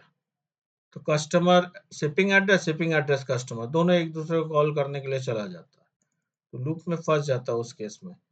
तो इसीलिए ये लॉम्बॉक का हम बोलते हैं कि भाई टू स्ट्रिंग हटा दो, लॉम्बॉक जनरेट ही ना करे, एक्सक्लूड कर दो। ठीक है, इसका हाइबरनेट से कोई लेना देना नहीं है। जब हाइबरनेट आया तो उस समय लॉम्बॉक थोड़ी था भाई, अपने से भी आप मैनुअल देते हो। तो ये देखो इसमें वाया कस्टमर हम एड्रेस भी, वाया एड्रेस हम कस्टमर भी फेच कर लिया इजीली। हमने यहाँ पे क्या दिया, फेच एड्रेस, और इसी एड्रेस पे गेट कस्टमर किया। तो ये देखो लेफ्ट ज्वाइन करके निकाल के ले आया कस्टमर एड्रेस के बेस पे। शिपिंग एड्रेस से किया क्वेरी, लेकिन लेफ्ट ज्वाइन से कस्टमर को करके पूरा डेटा एक साथ ले आया और दोनों को दिखा दिया। समझ में आया? तो ये बाई डायरेक्शनल हो गई। तो आप लोग जो मैपिंग करोगे यूनी डायरेक्शनल है, बाई डायरेक्शनल है, 1 टू 1 है। अब अच्छे से ध्यान से करना, जॉइन कॉलम वहीं लगाना जहाँ पे आप चाहते हो जिस टेबल में उसकी फॉरेन की बने, और जो ऑनिंग टेबल नहीं है वहाँ मैप्ड बाई में मैप्ड बाई जरूर लगाओगे, ताकि हम बताएंगे फॉरेन की यहाँ पे मत बनाओ, ये ऑनिंग टेबल नहीं है, इसका कंप्लीट कंट्रोल ऑनिंग टेबल से ही होना है। मैप्ड बाई का ये मतलब है। और मैप्ड बाई में हम लोग क्या देते हैं हमेशा, वो वैल्यू जो ऑनिंग टेबल में इसी नाम का फील्ड हमने बनाया। कि किस फील्ड से वो कंट्रोल हो रहा है। क्लियर है? क्लियर है? Yes sir. ठीक है, इसलिए मैंने बोला आप लोग को ये सेशन ज़रूर प्रैक्टिस करना, छोड़ना मत। तो मैंने यहाँ आप लोग को एक्सरसाइज़ दिया है कि ऊपर की जो स्टूडेंट ट्रैक का एग्ज़ाम्पल है, उसको मॉडिफ़ाई करो। उसमें एक स्टूडेंट का था सिर्फ़, अब एड्रेस भी दे दिया कि एड्रेस भी है। अब एड्रेस के साथ आप 1 टू 1 करके ये सारी चीज़ें करो। चाहे आप डेस्कटॉप बेस्ड कर लो या वेब बेस्ड करो। करो ज़रूर ये काम। नहीं करोगे तो फिर नॉलेज तक ही रह जाएगी। नेक्स्ट आता है वन टू मेनी रिलेशनशिप। ज़्यादा तो नहीं ना हो रहा? चले आगे?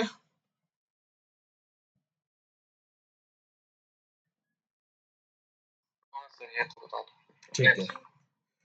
वन टू मेनी का सिनेरियो एक एग्जांपल लेके चलता हूँ। जैसे आप लोग देखते होंगे अमेज़न ये सब में, फ्लिपकार्ट में ऐड करते हो ना, आपकी हर सेशन से एसोसिएटेड कार्ड बनती है। आईडी से एसोसिएटेड कार्ड बनती है, हर की आईडी की अलग कार्ड बनती है।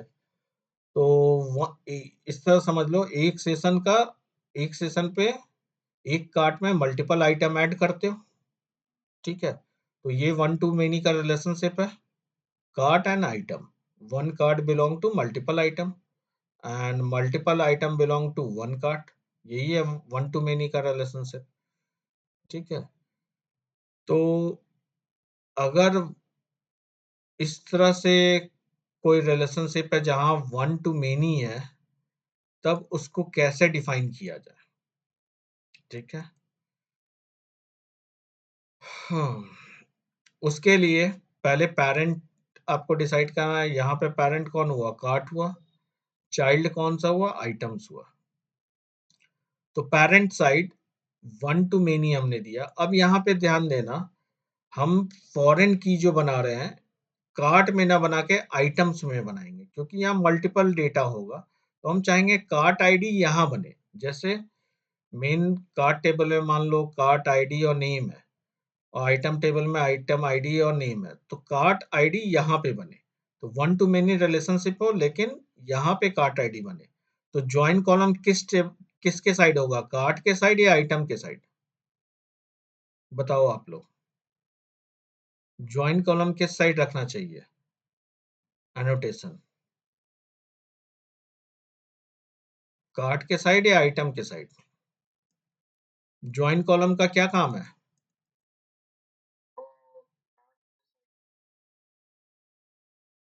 क्यों? ज्वाइन कॉलम का काम क्या है? एक्स्ट्रा कॉलम जो फॉरेन की वाला कॉलम होता है वो गिराता है। एग्री करते हो? अब मैंने क्या बोला, यहाँ पे हम कार्ट टेबल में हम रखना चाहते हैं कार्ट आईडी और नेम। इस तरह कार्ट आईडी और यूजर नेम, मान लो कि आईडी और यूजर नेम। और दूसरा क्या था? आइटम्स। आइटम्स में रखना चाहते हैं आइटम की आईडी, आइटम का नेम, आइटम का प्राइस और कार्ट आईडी। अब इन दोनों को देख के आपको क्या लगे, क्यों इसमें आइटम में कार्ट आईडी रखा है? क्योंकि यहाँ मल्टीपल होंगे, ठीक है? मल्टीपल आइटम का एक कार्ट को बिलोंग करेगा ना, तो हम इस जगह कार्ट आईडी रखें तो ज्यादा अच्छा होगा ना। यहाँ पे हम आइटम आईडी रखेंगे तो दिक्कत होगी, ठीक है? यहाँ पे आइटम आईडी हम कैसे डिफाइन करेंगे? एक कार्ट मल्टीपल आइटम कैसे डिफाइन करोगे? सोचो, डिफाइन कर पाओगे? एक कार्ट में मल्टीपल आइटम बिलोंग कर रहा है, तो कैसे करेंगे? तो उससे अच्छा है कार्ट हमने डिफाइन कर दिया, ये कार्ट बने हुए हैं, और आइटम्स में हम बता दिए कि ये आइटम इस कार्ट को बिलोंग करता है, सेकंड आइटम इस कार्ट को, थर्ड आइटम इस कार्ट को। एग्री करते हो कि नहीं? Database side. तो अब ज्वाइन कॉलम किधर बनाना चाहिए? कार्ट में बनाना चाहिए या आइटम्स में? समझ में आया? और मैप्ड बाई किधर रखना चाहिए? कार्ट में या आइटम्स में? कार्ट में करेंगे, क्योंकि हम कार्ट को बोलेंगे ना, हाइबरनेट बोलेगा कार्ट में कोई एक्स्ट्रा कॉलम मत गिराओ, और इसका कंट्रोल आइटम के थ्रू होगा, ठीक है? तो यहाँ वन टू मेनी में मेनी टू वन का भी रिलेशन है, यूनिडायरेक्शनल और बाई डायरेक्शनल दोनों यहाँ भी बनाने का तरीका है। वो दोनों हम बना सकते हैं और दोनों बनाना ही चाहिए भाई, क्योंकि हो सकता है आप आइटम के थ्रू कार्ड भी निकालना चाहो, आइटम और कार्ड के थ्रू आइटम भी निकालना चाहो। अगर वन डायरेक्शनल बनाना तो वन डायरेक्शनल बनाओ, और सिर्फ बाई डायरेक्शनल बनाना है यानी मेनी टू वन, तो वो भी बना सकते हो। कोई जरूरी नहीं है कि आप यूनिडायरेक्शनल बनाओ इसमें।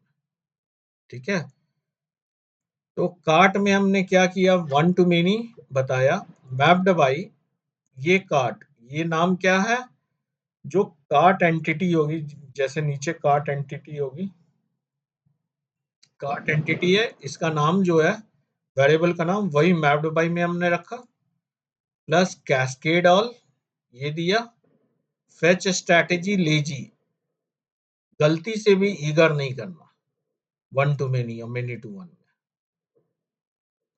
ठीक है, orphan removal true, orphan removal true मतलब कि चाइल्ड में चाहो तो आप डिलीट कर सकते हो।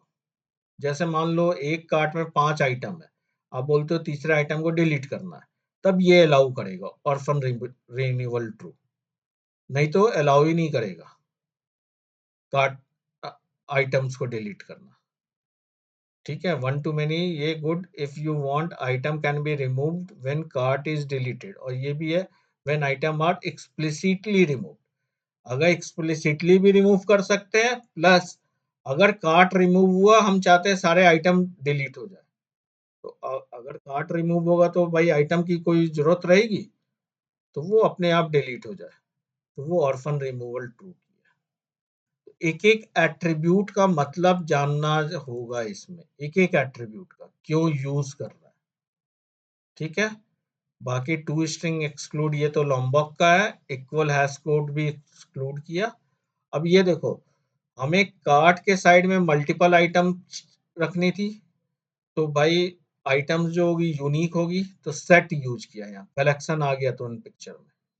ये आइटम्स के लिए हम क्या बनाएंगे, सेट ऑफ आइटम एंट्री, क्योंकि इस क्लास का नाम ही आइटम एंट्री मैंने रखा है, तो यहाँ पे सेट ऑफ आइटम एंट्री बनाया। ठीक है, और कैस्केड और रिमूव ऑल का आपको यहाँ मतलब बताया, ऑर्फन रिमूवल। तो कार्ट की इस तरह से टेबल बनेगी। अब आइटम एंट्री की है, तो आइटम एंट्री में बेसिकली हमने ज्वाइन कॉलम बताया, कार्ट आईडी के नाम से ज्वाइन कॉलम हो जो कभी भी नल नहीं होगा, नॉट नल, नलेबल फॉल्स दिया। और बाकी ये कुछ नहीं, ये तो आपकी लॉम्बॉक की एंट्री है, तो इतना ही बस बताते हैं। मेनी टू वन, हाँ यहाँ पे मेनी टू वन लगाएंगे, क्योंकि यहाँ की मेनी एंट्री उधर की वन एंट्री से बिलोंग करती है। ठीक है, तो ये ध्यान देना होगा वन टू मेनी और मेनी टू वन में रिलेशनशिप। तो आपकी अब हॉस्पिटल में अगर कर रहे हो तो ये आप लोग मैपिंग स्टार्ट किए हो क्या एंटिटी में अभी? एचएमएस में मैपिंग स्टार्ट हुआ है क्या? सर वो जेबीए से ही कर रहे हैं। मतलब जेपीए ही तो है ये, हाइबरनेट जेपीए कोई अलग अलग थोड़ी है, ये तो पूरा जेपीए ही है, यही तो हो रहा होगा ना, और क्या होगा। हाँ ये सब तो हो रहा है। हाँ, बस उसमें रिपोजिटरी सब आपका चल रहा होगा, लेकिन हम्म। मेन ओवर मैपिंग है, ओवर मैपिंग तो कभी नहीं बदलेगी ना, ओवर यस मैपिंग तो एज इट इज रहेगी। तो जैसे ये कार्ट है, एंटिटी जब बनाओगे एंटिटी तो एक ही तरह से बनेगा, यस। बाकी वहाँ रिपोजिटरी बन जाता है, और स्प्रिंग की ट्रांजेक्शन ये सब आ जाती है, वो तो हम लोग नेक्स्ट स्प्रिंग डेटा जेपीए देखेंगे, उसमें पूरा थ्योरी पढ़ेंगे।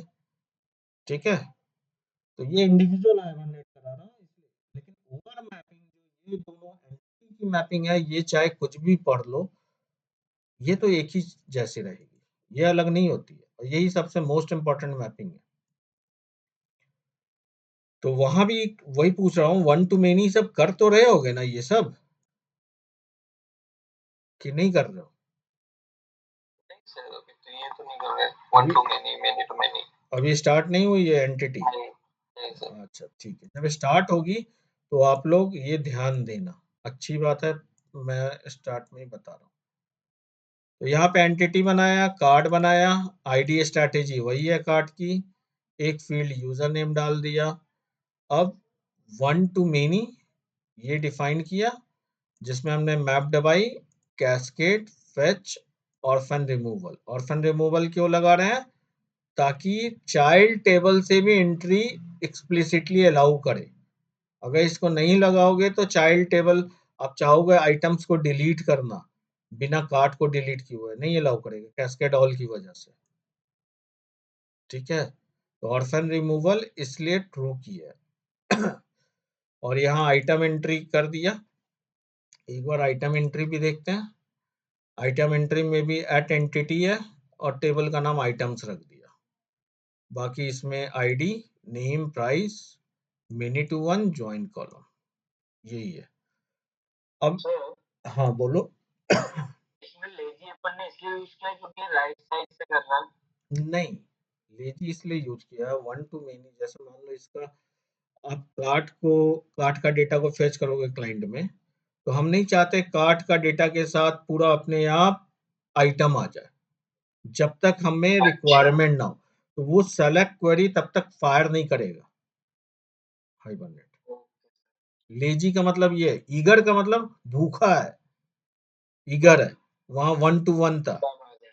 सब आ जाओ जितनी भी मैपिंग है। तो वन टू वन, एक एक रिकॉर्ड पे एक एक था, इसलिए ईगर है, डिफॉल्ट होता है। वन टू मेनी और मेनी टू वन जहां करोगे, हमेशा लेजी करके चलना।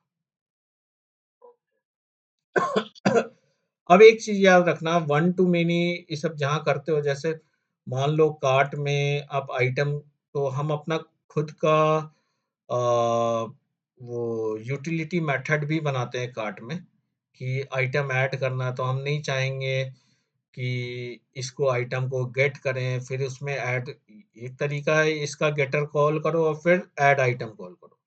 उससे अच्छा एक ऐड आइटम करके मेथड बना दिया।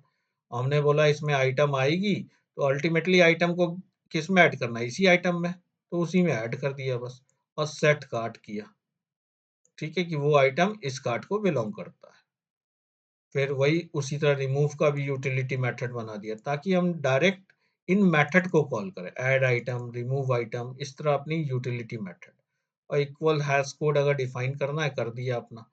ठीक है, क्योंकि इसका लॉम्बॉक का मैंने हटा दिया।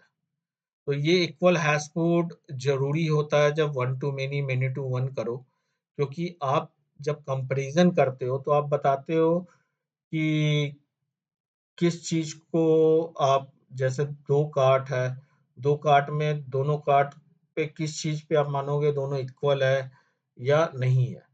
तो हम बोलेंगे कि भाई जब उसकी आईडी, कार्ट आईडी सेम हुई तो वो इक्वल है। तो उस तरह करके, क्योंकि जावा को अपने आप नहीं ना पता चलेगा किस चीज को आप इक्वल मानते हो, किस चीज को नहीं इक्वल मानते हो। तो बेस्ट रहता है कि अपना हैश कोड इक्वल प्रोवाइड करो ऐसे केस में, जहां आपको लगता है क्लाइंट में आप कंपैरिजन का, सॉर्टिंग का करोगे। तो सॉर्टिंग जानते हो आप लोग, जब भी होती है तो इक्वल हैश कोड पे इंटरनल काम करने लगता है। ये सेट है, सेट भी इंटरनल इक्वल हैश कोड पे काम करने लगेगा। तो बेस्ट होता है इक्वल हैश कोड अपना खुद का ओवरराइट करो। ठीक है, और कभी भी लॉम्बॉक का यूज मत करो यहाँ पे, इक्वल हैश कोड एक्सक्लूड करो, नहीं तो फिर स्टैक ओवरफ्लो एक्सेप्शन में फंस जाओगे।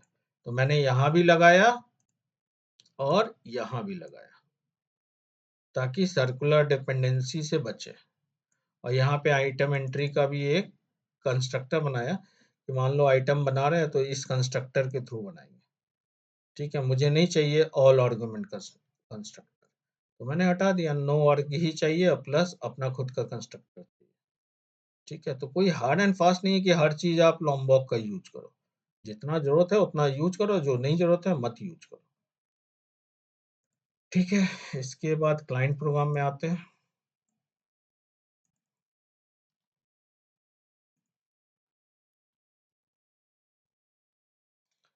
तो क्लाइंट प्रोग्राम में देखो, पहले एक कार्ड बनाया, किस यूजर को बिलोंग करता है उसको दे दिया कि भाई यूजर वन को ये कार्ड है, यूजर टू को ये कार्ड है। एक एजम्पशन के डेस्कटॉप बना रहे, तो एजम्पशन पे काम कर रहा है। अब यहाँ पे 5 आइटम बनाया, एक Sony pen drive, Seagate hard disk, Sony pen drive, Seagate hard disk, कुछ इस तरह अलग अलग प्राइस की। और कौन सा आइटम किस कार्ड को बिलोंग करेगा, ऐड आइटम करते गए जो हमने अपनी यूटिलिटी मेथड बनाई थी, अपनी खुद की कन्वेंशन मेथड, यूटिलिटी मेथड नहीं कहेंगे, ठीक है। एडिशनल मेथड बनाई थी ऐड आइटम का, ये कार्ट 1 में आइटम 1, आइटम 2, आइटम 3, ये 3 आइटम कार्ट 1 को बिलोंग करा दिया और 2 आइटम कार्ट 2 को बिलोंग कराया, ठीक है, ऐड आइटम किया। और सिर्फ हम कार्ट को देखो भेज रहे हैं सेव करने के लिए, हमने आइटम को नहीं भेजा सेव करने, बिल्कुल। तो अब यही हाइबरनेट का कमाल होता है कि वो सिर्फ कार्ट को आप परसिस्ट करोगे, आइटम को, तीनों आइटम को साथ में परसिस्ट कर देगा, ठीक है। और फिर उसके बाद जब हम गेट करेंगे तो गेट के समय ये काम नहीं करेगा क्योंकि हमने लेजी लगाया हुआ है, ठीक है। तो कैस्केड ऑल की वजह से सेव में तो काम करता है, लेकिन गेट में ये स्ट्रैटेजी नहीं चलेगी। अब देखो गेट जो है सिंपल गेट, गेट मेथड से नहीं होगा। यहाँ पे हमें हाइबरनेट का फेच स्ट्रैटेजी आगे चल के डिस्कस करेंगे। एक क्वेरी बेस्ड होता है कि क्वेरी एचक्यूएल, हाइबरनेट क्वेरी लैंग्वेज, खुद का हाइबरनेट का लैंग्वेज है, ठीक है। और ये खुद का लैंग्वेज जो है एसक्यूएल से मिलता जुलता है। जैसे एसक्यूएल में कार्ट में क्या लिखते हो, सेलेक्ट स्टार फ्रॉम कार्ट, यही लिखोगे। तो यहाँ आता है सेलेक्ट स्टार वर्ड यूज नहीं करते हैं, यहाँ फ्रॉम यूज करते हैं। और कार्ट जो देते हैं या फील्ड का नाम वेयर, ये सब जो देते हैं हमेशा एंटिटी का नाम पे देते हैं, फील्ड के नाम पे देते हैं, ना कि टेबल को। टेबल का नाम कभी भी हम देख के और फील्ड या टेबल के कॉलम का नाम देख के यहाँ पे एचक्यूएल नहीं लिखेंगे, ये ध्यान देना है। यहाँ जो एचक्यूएल वेयर वेयर सब लगा के कर सकते हैं, लेकिन यहाँ पे हम लोग किसको सोच के करते हैं, एंटिटी को, एंटिटी का नाम, फील्ड का नाम, क्योंकि ऑब्जेक्ट ओरिएंटेड प्रोग्रामिंग चल रही है तो ये कंप्लीट जावा बेस्ड चल रहा है। तो इसका सिंटैक्स यहीं से स्टार्ट होता है, फ्रॉम, एंटिटी का नाम वेयर, फील्ड का नाम आप ये सब लिख सकते हो। तो इसमें क्या किया, एक यहाँ पे देखो ये हाइबरनेट से यूज किया, यहाँ देखो हाइबरनेट की डिपेंडेंसी डाला, जेपीए की नहीं है ये, क्योंकि जेपीए की जो क्वेरी है वो डेप्रिकेट है। तो हाइबरनेट की डाला कि सेशन से क्रिएट क्वेरी किस क्लास से करना है, कार्ट का दिया, फ्रॉम कार्ट, कार्ट से डेटा गेट करो। और ये पूरी लिस्ट को गेट करता है, क्वेरी डॉट रिजल्ट लिस्ट। तो इससे क्या होता है, जितनी रिकॉर्ड कार्ट में होगी, जैसे हमारे पास कार्ट में 2 रिकॉर्ड है, तो 2 रिकॉर्ड हमारी पूरी फेच होके आ जाएगी इस लिस्ट में, जावा के ऑब्जेक्ट में आ गए कार्ट के। लेकिन इस लिस्ट के साथ आप देखोगे अंदर जाके कि क्या इसमें आइटम्स भी आ गया, तो नहीं आता, उस समय आइटम कभी नहीं आएगा। चलो इसको डिबग करके देखते भी है। यहाँ पे आइटम नहीं आता, जब उसको आइट्रेट करेंगे और गेट आइटम्स फायर करेंगे तब उसकी एसक्यूएल क्वेरी अलग से फायर होगी, ये देखना, यही लेजी का यहाँ पे यही देखना आएगा। डिबग एज, मान लो पहले मैं कार्ट को, आइटम्स को डिलीट कर देता हूँ ताकि कंप्लीट डेटा आपको समझ में आए।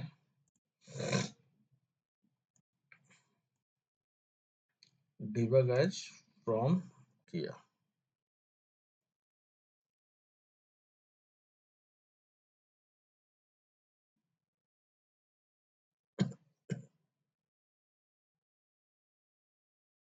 आइटम्स क्रिएट हुआ, ये क्रिएट हुआ, अब रुका,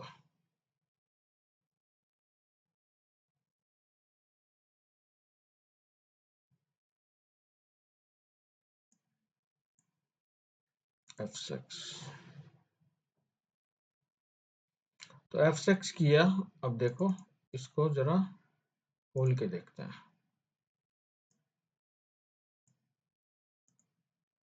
कार्ट है, आइटम में डेटा, अरे ये लेके आ गया। अच्छा ये असल में डिबग मोड है ना, डिबग मोड में क्या करता है, जैसे ही इस पे रखते हो ना कर्सर, गेट फायर कर देता है। दिक्कत ये है, कैसे देखा जाए फिर, जनरली डेटा लेके आता नहीं है।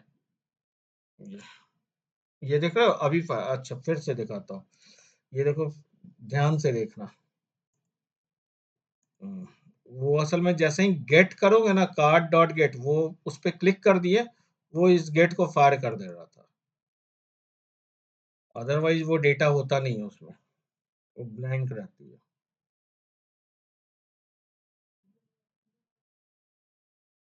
देखो ये फ्रॉम जैसे किए, अभी लास्ट क्वेरी क्या है मेरा, इंसर्ट है, तो इसको पहले क्लियर करते हैं। कंसोल क्लियर हुआ, F6 किया, ठीक है, ये क्या हुआ,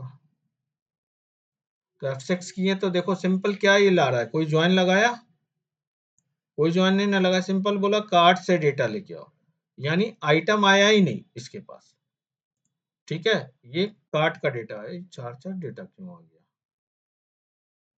अच्छा, दूसरी बार चला रहे हैं ना, दो डेटा पहले था और दो डेटा बाद में, तो अब देखना, इस समय क्या है, एक सिर्फ कार्ट आया है, आइटम्स आया ही नहीं। अब हम क्या करेंगे, इस लिस्ट पे गए, यहाँ क्लिक किया, अब ये आइटम जैसे ही करते हैं तो देखो ये फायर किया, सेलेक्ट ये आइटम फ्रॉम कार्ट आईडी, ऐसे करके फायर करता है अलग से। तो लेजी लोडिंग का यही फायदा है, जब जरूरत होगी तब फायर करेगा। समझ में आया, वन गो में वो ज्वाइन करके नहीं लाया डेटा, और भी देखो अभी एक लाया है, हम एक पे फायर किया, दूसरे पे, अब इसको क्लियर करते हैं फिर। तो यही अगर लूप में चलता तो उस समय, तो ये बेसिकली डीबग क्या है, अंदर ही गेट फायर कर रहा है, यहाँ पे गए, ये गेट, इसका फायर किया। क्लियर हो रहा है लेजी लोडिंग, समझ में आया लेजी लोडिंग, यस सर। ठीक है, तो ये होता है। तो ये देखो, ये जब हम गेट आइटम करेंगे, कुछ एक्स्ट्रा नहीं करना है, गेट आइटम किए तो वो फायर करता जा रहा है, तो सारी चीजें वो कार्ट की पूरी डिटेल लेके आया, और फिर कार्ट वाइज आइटम्स जो हमको चाहिए वो डिटेल लेके आया। क्लियर हुआ, इसमें कोई कंफ्यूजन। मेन एचक्यूएल है, एचक्यूएल ध्यान देना, क्योंकि हम आईडी के बेस पे नहीं ला रहे, हम चाहते हैं सारे रिकॉर्ड आए। गेट जो है, इससे पहले जो आप देख रहे थे उसमें एक ही रिकॉर्ड आ सकता था ना आईडी से, अब हमें सारे काट के लाने हैं तो एचक्यूएल लिखना ही होगा। तो हम लोग डिटेल में देखेंगे, पूरा फेच स्ट्रैटेजी अच्छे से देखना, वो आगे चल के देखेंगे, लेकिन अभी जरूरत था तो फिलहाल मैंने आपको बताया। और ये हमने उससे हाइबरनेट से यूज किया, यहाँ देखो हाइबरनेट की डिपेंडेंसी आ गई, क्योंकि जेपीए का ये डेप्रिकेट है, क्वेरी नहीं चलता, ठीक है, तो लिस्ट आ जाती है पूरी मस्त, यहाँ पेजिनेशन ये सब सब कुछ अप्लाई कर सकते हो, हर चीज, बाकी सारी स्ट्रैटेजी वही चीज है, ठीक है। तो मेनी टू वन करना चाहो, जो भी करना चाहो, फेच बाय कार्ट आईडी, ये सब फेच बाय कार्ट की है, फेच बाय आइटम आईडी भी की है, यहाँ देखो कि आइटम दिए, अब आइटम जब दिए तो हमें आइटम आईडी पता है, क्योंकि आइटम के बेस पे हमें कार्ट निकालना, तो एक आइटम आईडी पता है, तो हमने गेट यूज कर लिया, क्योंकि हमें प्राइमरी की पता है, तो गेट से आइटम निकाले। यहाँ भी क्या होगा, फेच स्ट्रैटेजी, अगर आपकी ईगर है तो बाय डिफॉल्ट आ जाएगी, और नहीं आ रही है तो यानी लेजी है, तो उस समय आइटम डॉट कार्ट जैसे ही करोगे, ये तभी अलाउ होगा जब आप यहाँ पे मेनी टू वन के रिलेशनशिप डालोगे बाय डायरेक्शनल, कि आइटम से हमें कार्ट में निकालना है, तब वो फिर फेच सेलेक्ट क्वेरी फायर करेगा, और फिर आइटम्स, कार्ट से भी आइटम निकाल सकते हो, तो इनफाइनाइट जैसे जितना निकालना चाहो आप निकाल सकते हो, आइटम से कार्ट, कार्ट से आइटम, जैसे जाना चाहो। क्लियर है, तो यहाँ पे मैंने इस क्लाइंट एप्लीकेशन में आपको दोनों चीज सेव करना बताया है, fetch item by cart, fetch cart by item ID. कोई कंफ्यूजन है तो पूछो इसमें। One to many, many to one, बहुत इंपॉर्टेंट है ये, आप लोग प्लीज और प्लीज प्रैक्टिस करो, नहीं तो भूलोगे तो दिक्कत आएगी आप लोग को, और पूरे एप्लीकेशन जो आप एचएमएस कर रहे हो वहां भी दिक्कत आएगी, ठीक है। Okay sir. Yes sir. तो देखो यहाँ पे एक एग्जांपल दिया हूँ, ये शायद ई कॉमर्स का लेके है पूरा, शॉपिंग कार्ट एग्ज़ाम्पल ही बनाइए 3 टेबल्स को यूज़ करके, प्रोडक्ट कार्ट, कार्ट आइटम कुछ इस तरह करके बनाया हो। आप एचएमएस का लेके चलना, मैं ये नहीं बोल रहा कि आप इसी को लेके चलो, एचएमएस का लेके चलना, कंप्लीट सिनेरियो। तो क्या करूँ मेनी टू मेनी बताऊँ या अभी रहने दूँ? रहने दो सर, नो सर रहने दो। ठीक है, तो इसलिए पूछा मैं जानता हूँ क्योंकि ये थोड़ा ट्रिकी है, थोड़ा स्लो चलूँ अच्छा रहेगा आपके लिए।